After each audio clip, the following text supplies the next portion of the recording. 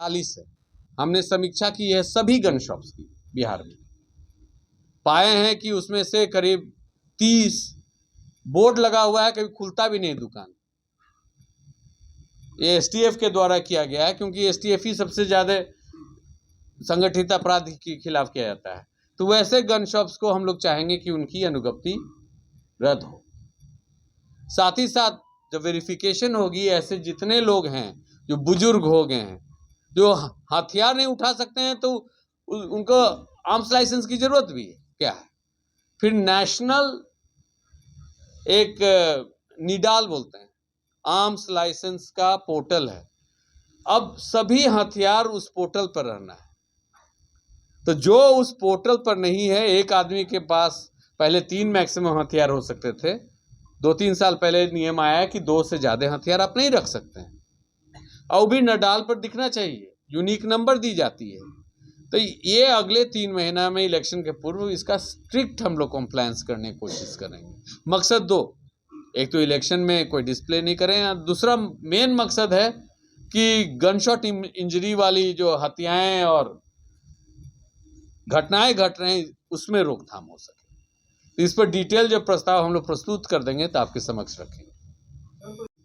जो भी रीचेक जो होता है वो नहीं हो रहा है, तो इसको आपको कैसे? असल में वो चढ़ेगा ही नहीं, क्योंकि बिहार गवर्नमेंट बहुत पूर्व 10-12 साल पहले नागालैंड वाले सब लाइसेंस को अस्वीकार कर दिए थे। इसी प्रकार जम्मू कश्मीर पर स्ट्रिक्ट गाइडलाइंस है, सीबीआई के केस हो रखा है।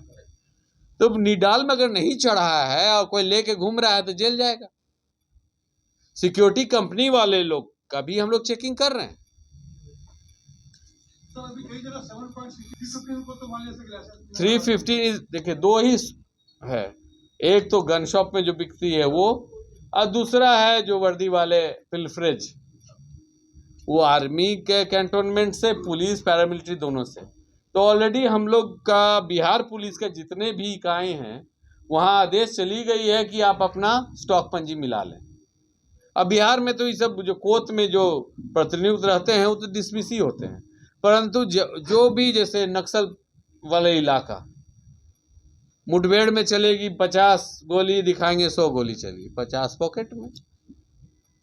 तो वो तो हमारे यहाँ मुठभेड़ हो भी नहीं रहा है, किसी को मौका भी नहीं है, बाहर से भी आ रही, इसमें कोई दो मत नहीं। सब पिलफ्रेज है सरकारी तौर पर, उसका हम अपने राज्य के अंदर रोक सकते हैं, परंतु बाहर से अगर आ रहा है तो कोशिश कर रहे हैं रोकने का। धन्यवाद। तो साइबर जैसे सभी जिले में 40 जिला में साइबर डीएसपी पोस्टिंग हमने किया है, और सबको जो टेक्निकल लाइन के हैं, इंजीनियर्स हैं, उनको किया है। उनकी ट्रेनिंग और उनके सब इंस्पेक्टर की ट्रेनिंग विभिन्न जगह राज्य से बाहर भी किया जा रहा है। इसी नारकोटिक्स में ट्रेनिंग हम एसटीएफ से भी हुआ, यूयू से भी हुआ है। तो मैन पावर, कोई इकाई खड़ा होने के लिए उस स्पेशलाइजेशन के लिए मैन पावर भी चाहिए, तो हम क्रिएट कर रहे हैं ऑलरेडी। और बाकी तो सरकार में संकल्प जाएगा, कुछ भवन वन की अभाव होगी, पोस्टिंग हो जाएगी, हमको लगता है शीघ्र ही, जैसे ही कैबिनेट में नोट जाता है, पास हो जाता है, हम लोग कार्रवाई शुरू कर देंगे। सर ऑफिसर ओरिएंटेड होगा, दे विल बी, मतलब ये लोग guidelines and follow up action करेंगे। जैसे साइबर इकाई में है, पहले भी आपको बताए हैं कि एक एसपी ऑपरेशन होंगे, एक एसपी सिक्योरिटी होंगे जो हैकिंग वैकिंग के संबंध में देखेंगे, हमारे जो अपना डाटा है उसको भी कैसे सिक्योर करें सरकारी तंत्र, और एक ट्रेनिंग देखेंगे। अब साइबर थाना तो खुल गए, उसमें डीएसपी की पोस्टिंग हो गई, सरकारी मापदंड के तहत इंस्पेक्टर से नीचे आईओ नहीं हो सकते हैं, तो उन वैसे इंस्पेक्टर्स का ट्रेनिंग। तो हमको एक सेंटर ऑफ एक्सीलेंस चाहिए राज्य के अंतर्गत, जो कि राज्य से बाहर से भी संपर्क में रहें और हैंड होल्डिंग करें, रास्ता दिखाएं अधीनस्थों को। क्योंकि आप देखें कि साइबर क्राइम काफ़ी सोफिस्टिकेटेड होती जाती है, वो अपना मोडस ऑपरेंडी जो कार्यशैली बदलते रहते हैं। उसी प्रकार स्मगलिंग नेटवर्क्स जितना है, वो शराब की स्मगलिंग नेटवर्क हो या मादक पदार्थ की, उसमें भी काफ़ी इनोवेशंस आते रहती है, नए लिंकेजेस होते हैं। तो ये दोनों में सोफिस्टिकेशन लाने के लिए इकाई खोली जा रही है। और जो मुख्यालय में जैसे जो एडीजी कम आईजी रहेंगे साइबर, उनके अधीनस्थ रहेंगे, उनका मुख्य काम होगा महत्वपूर्ण केसेस, वो खुद नियंत्रण में रखेंगे और उसको फॉलो अप करेंगे। सभी केस, इतने ज़्यादा केस रजिस्टर हो रहे हैं कि सभी का पूर्ण रूप से अनुसंधान भी करना बढ़िया से सरल टास्क नहीं है, परंतु जो डीएसपीज हैं, इंस्पेक्टर्स हैं, जो विभिन्न साइबर थाना में रहेंगे, उनका ट्रेनिंग दिलवाना इनका काम होगा। फिर एक लैब होगा इनके अधीन, साइबर लैब, जो मोबाइल लैपटॉप सीज होके आता है उसका भी तो एनालिसिस और डाटा निकालना, उसका विश्लेषण करना। उसी प्रकार नारकोटिक्स में एनसीबी से तालमेल रखना, नारकोटिक्स क्राइम ब्यूरो, हम लोग तालमेल बनाए हैं। इनफैक्ट उनको ऑफर भी किए कि महत्वपूर्ण केस कुछ आप अनुसंधान करने चाहते हैं तो हम लोग देने चाहते हैं। और नेटवर्क्स कहाँ कहाँ से ये नशीली पदार्थ आ रही हैं, कौन कौन बिक्री कर रहे हैं। हॉट स्पॉट्स 4 में कुल 22,005 रेप की केसेस दर्ज हुई थी। 22,205 सॉरी 2205 मई 31 तक, मई माह के 490 केस दर्ज हुए, 5 महीने में 490। तब ये मतलब कहा जाता है statistics is one form of lie, परंतु हम लोग उस पर रिलाई करते हैं क्योंकि जो दर्ज होती है, दर्ज तो हो ही जाती है रेप की केस। ये कोई इसमें 2-3% ऐसा कंप्लेंट्स आएगा कि मेरा केस नहीं दर्ज हुआ। बहुत सा झूठा केस भी होता है, परंतु मुजफ्फरपुर में 2 हाल ही में केस दर्ज हुआ है, दोनों में लोग गिरफ्तार भी हुए हैं और स्पीडी ट्रायल की प्रयास भी कर रहे हैं। तो ऐसा नहीं कि अप्रत्याशित वृद्धि हुई है। अगर 2004 के संबंध में, अगर 2004 में 2205 और पहला 5 महीना में 490 ही हुआ है।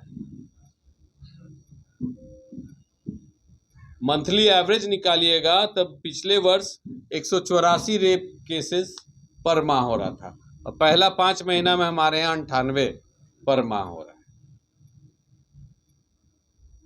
इसी प्रकार लूट में भी गिरावट है, डकैती में भी गिरावट है, हत्या में थोड़ा सा वृद्धि है, जरूर मैं स्वीकार करता हूँ। मंथली एवरेज 2024 का 232 हत्याएं प्रति माह थी, इस बार 235 हत्याएं प्रति माह है। परंतु देखिएगा ज़्यादातर आज भी जो हत्या हुआ है आलमगंज में, ये पड़ोस पड़ोस का झगड़ा में। धनरुआ में देखिए जो गोली चली है, पंचायती में बैठे हुए हैं लोग। तो इसके लिए भी अलग से आपको बताना चाहेंगे कि पिछले शुक्रवार को मुख्य सचिव का एक वीडियो कॉन्फ्रेंसिंग हुई थी, वीसी हुई थी सभी डीएमएसपी से। हम लोग का मतलब ये हत्या और यूज ऑफ फायर आर्म्स, असले का इस्तेमाल, इस पर रोकथाम के लिए हम लोग काफ़ी स्टडी किए, विश्लेषण किए। कंट्री मेड हथियार को रोकने की कोशिश तो कर ही रहे हैं। जो वर्तमान में अभी स्थिति है कि 315 की एक गोली सरकारी तौर पर लाइसेंस पर आप लीजिएगा तो करीब 175 रुपये से लेके 200 रुपये के बीच में दुकान से बिकती है। 10 का पैकेट रहता है, कोई 1700 बेचता है, कोई 2000 बेचता है, तो मैक्सिमम 200। ब्लैक मार्केट में क्या रेट है तब 400। तो हम लोग ने भी सप्लाई ऑफ एमुनिशन रोकने का हम लोग प्रयास करेंगे। इसमें बहुत सा लाइसेंस भी कैंसिल होंगे, बहुत से दुकान की भी लाइसेंसेस कैंसिल होंगे जो पाए जाएंगे। ये भी अभियान हम चलाने वाले हैं, जैसे ही शुरू होगा आपको अवगत करवा देंगे। तो इसका रूपरेखा यही है कि हर लाइसेंस करीब 80,000 कुछ लाइसेंस ही हैं। इलेक्शन के पूर्व सब की फिटनेस देखी जाएगी। आपको लाइसेंस क्यों दिया जाता है? आत्मरक्षा के लिए। आत्मरक्षा के लिए आप कितने बार गोली चलाते हैं? तो अभी तक था कि कुछ जगह लाइसेंस पर एक साल में 200 गोलियां दी जाती थी। एक बार में आप 50 से 100 गोली खरीद सकते थे। यूपी की एक, जैसे हम लोग नंबर 2 पर हैं यूपी गन क्राइम में, हिंसक घटनाओं में नंबर 1 रही है। तो उन्हीं के अनुरूप हम लोग भी चाह रहे हैं कि गोली की बिक्री पर कंट्रोल करना, ताकि मतलब 1000 रुपए की गोली होगी तो कोई हर्ष फायरिंग भी नहीं करेगा। और हर्ष फायरिंग के लिए हथियार नहीं है, या दिखाने के लिए नहीं, वो आत्म सुरक्षा के लिए है। लेके जो घूम रहे हैं, तो हम लोग इस पर प्रस्ताव बना रहे हैं। सभी डीएमएसपी को अवगत करवा दिया गया है कि स्टेट गवर्नमेंट का अथॉरिटी है कि आर्म्स कंट्रोल एक्ट रूल्स 2000 के तहत हम लोग गोली की संख्या रिस्ट्रिक्ट कर सकते हैं। हम लोग चाह रहे हैं कि किसी भी एक लाइसेंस पर एक साल में 85 गोली इश्यू हो, वो भी एक बार में 25 ही। फिर वो खोखा जमा करेंगे तब अगला 25 मिलेगा। 80% खोखा जमा करना पड़ेगा, ताकि इसकी सप्लाई हम चोक कर सकें बाजार में।